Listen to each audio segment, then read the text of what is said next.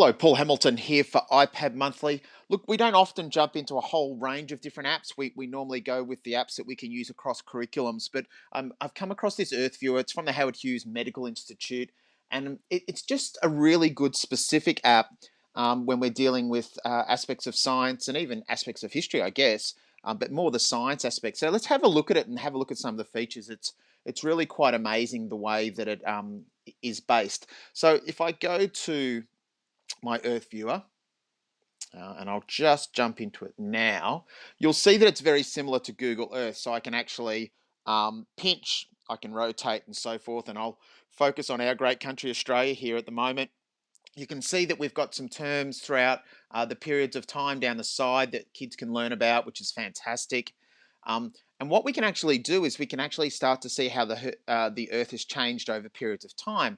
So if I hit the down arrow at the top left-hand corner, you can see that over time it shows the actual how the Earth has actually changed. And it's a fantastic way of just showing the different elements. And you can go from the top up, or you can go from the top down. Sorry, the bottom up and top down. But it's just a great way of seeing change over periods of time. So if I just rotate that back up to the top, we've also got some other really nice features. So what we could actually do there is we could actually turn on different specifics, looking at impacts, looking at extinctions over time. We can look at charts. At the moment, we've got charts on and off and so forth.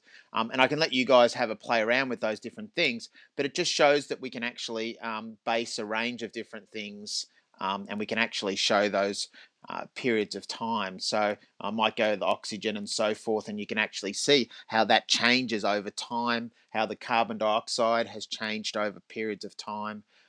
Fantastic reference. And once again, we can screenshot that, different elements, depending on what we've actually changed, and actually have a look at how that looks and actually do some further study on that. And you can do some things like layering things at the background and so forth.